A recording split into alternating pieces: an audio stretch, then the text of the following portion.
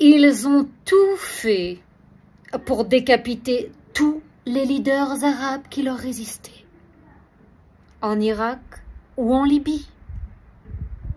Puis ils l'ont regretté, amèrement, en réalisant qu'ils n'ont rien fait d'autre que remplacer une dictature qui ne dit pas son nom par une dictature de renom. Aujourd'hui, c'est au tour de la Syrie de prendre, plutôt que de rendre les armes et de substituer le sourire aux larmes. Un régime qui crève et un autre qui prend la relève.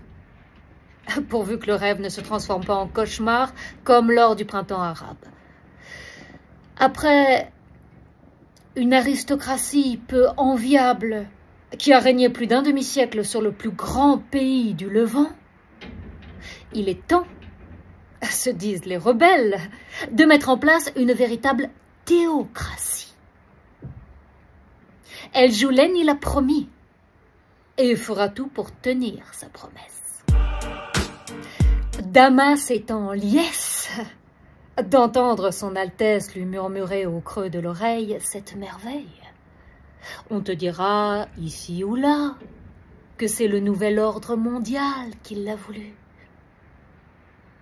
Et moi, je te dis que c'est Allah qui a voulu qu'il le veuille. La Syrie pour tous les Syriens. Enfin, parce que c'est toujours Allah qui a le mot de la fin. Le bien n'est pas donné. Jamais, il faut l'oser, puis l'imposer. Après des années de paria pour les Syriens, les voici avec une charia en perspective. Une perspective dont les forces ennemies haïssent les effets, mais chérissent les causes, ou plutôt provoquent les causes, et révoquent les effets. Étrangement.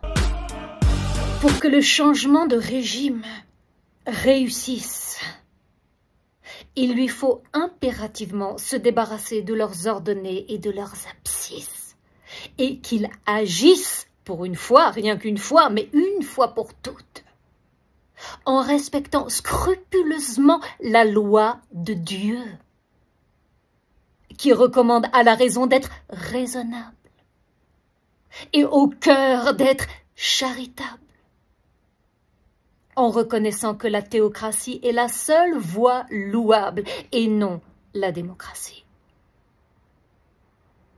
Pour le dire encore mieux, il faut voter pour Dieu.